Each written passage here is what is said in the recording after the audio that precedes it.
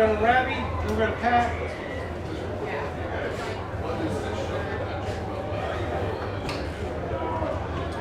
It shows the country that the IU football team, it's a real team. We're not just one-hit wonder, and it shows that we can go through some stuff in the game. We can handle adversity.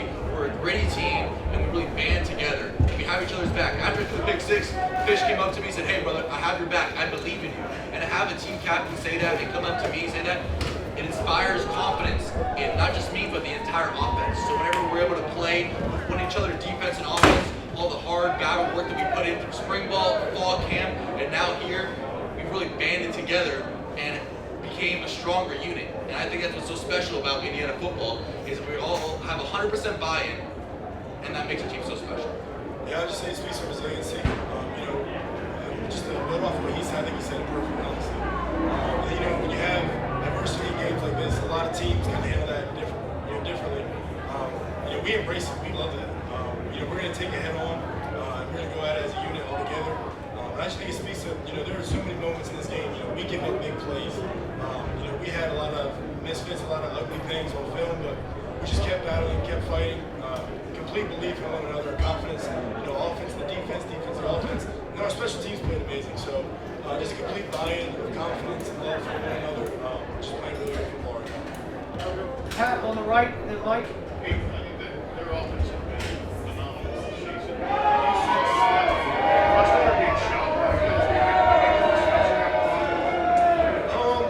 They were a really talented and skilled offense. So, when you go at a team like that, you have to be able to manipulate angles. You got to be able to kind of find their weakness if there is one, and attack it. I think we did a great job never really being on our heels today. Just complete attack and buy-in from everybody that we were going to be the aggressor. And then I think there was somebody in the media that said our D-line was a little too small or a little too small for a team. So you let them fire under a team, and I think our D-line proved that I don't think it matters if you got a 330-pound D-tackle or a 290-pound D-tackle. It's who wants it more, and who's more resilient. Go up front to Mike. We probably had about 2 minutes to pick six. Right back in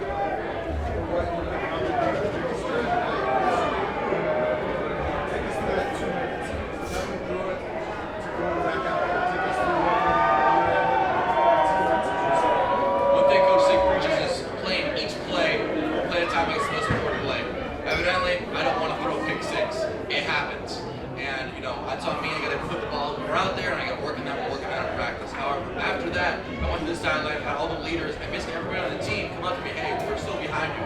Like, we got your back." And that can be very frustrating for a defense who's played so well the entire game, and then the offense to allow a touchdown.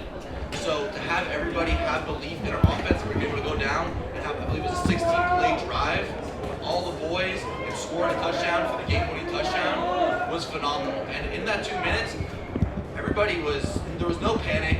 We knew that there was going to be resilience in this game, the number 3 team in the nation, and we knew that we had to overcome resiliency and adversity at some point, and I think we showcased that perfectly.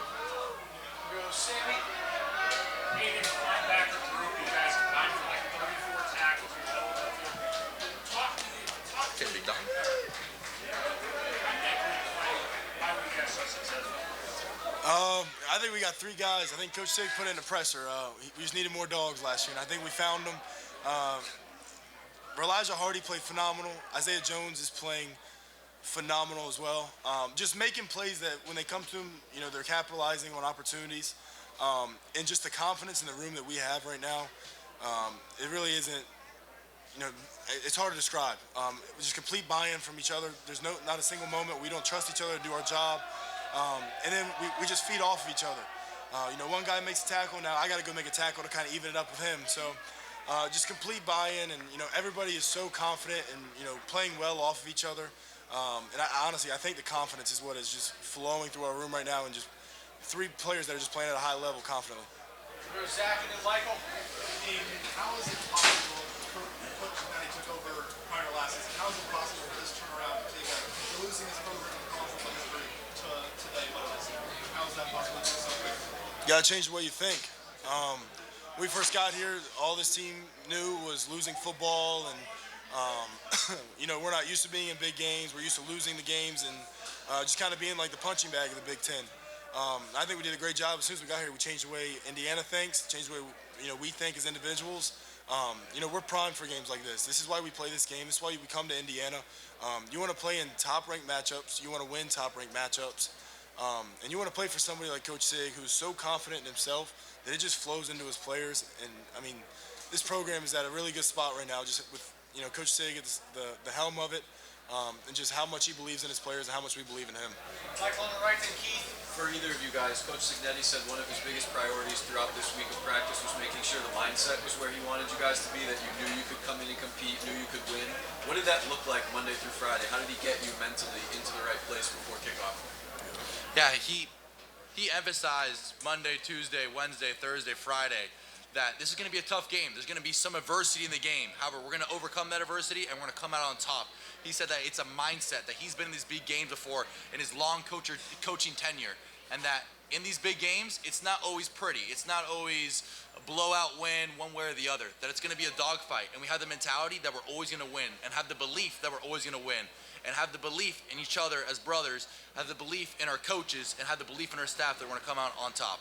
And he really nailed that down, and I probably missed something he said, but he got us right mentally throughout the week, which elevated our mindset and elevated our game to have the success we had today. Keith and then Mike. So, both of you guys, Coach said earlier that last year some of the things you said and did, you want to establish credibility. How far past that are you guys now in the football program where credibility you already gained and you're one of the best programs in the country? I would say, before Aiden talks, I would say as far as credibility goes, from getting here in January from now, what I've learned about the program is everyone in the program is invested in the program. So I don't think a lot of guys on the team are out there really giving much importance to what everyone on the outside is saying. We know who we are as a team, and we know what we've built throughout this entire offseason.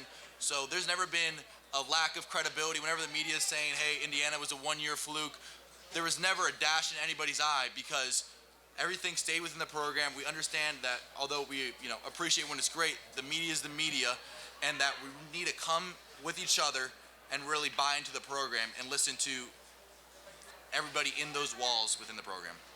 Yeah, I would just say a lot of people that had those comments last year, none of them played a snap of football for Indiana. None of them really, helped in our preparation. So at the end of the day, we didn't really care. It was really the next team on our schedule that we had to prepare for and, go out there and win a football game. So it's kind of the same this year. You could put a number in front of them. It's our next game to us. So, prepare for every game the same, because if you're not, you're doing yourself a disservice. So the credibility thing, we'll let the media handle it. We're just going to focus on, winning football games one at a time. Mike, and we'll wrap up in a minute. Fernando, they were playing Elijah really physically, a lot of contact, but he kept going to him. He kept making key plays down the stretch. The relationship that's developed between you is going to define this offense's success. How is that kind of developed here in the last 2 weeks or 3 weeks that from the focal point here as well? Yeah, from the start of the season to now, my chemistry with all the receivers has tremendously developed, and that attests to their work ethic and how we talk after practice, how we talk within the facility, always about football, always about different routes, about different concepts. And so my job is to be the point guard and get the ball to our superstars like Elijah, like Coop, like EJ, like all of our other receivers. So if I can be a point guard, and even though they might be roughing one of our receivers up, I know that most of the time our receivers are going to win because how phenomenal they are in their preparation, and especially when it's big time moments. Last one here in the middle. Outlet name. Bill Arm with the Oregon. Guys, there's a bit of a mystique around the home field advantage last season. Things just go on. How did you do it? Yeah, it was a phenomenal crowd today. Loud, rambunctious, hostile. All those great things you want in a home crowd. At the end of the day, for me, it's not as hard because I'm on defense, so it's pretty quiet. But it's just kind of blocking the noise out. Like at no times are we looking out in the stands and kind of paying attention to any of that. It's all about the next play for us. I'll let Fernando talk a little more about it. He faced it a little bit more. Yeah, especially for our offense, when it's really, really loud, because Austin, fantastic fans, fantastic football atmosphere. I think that all of that energy and all of that noise really helps us phone in our nervous system and helps us activate in order to put it to a positive way on the football field. And credit to the offensive line and everybody on offense. We have some things we want to clean up and we're going to clean up for next game.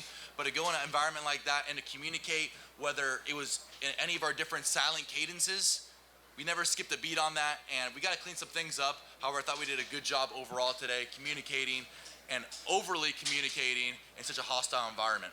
Great. Thanks, guys. Thank you guys. God bless.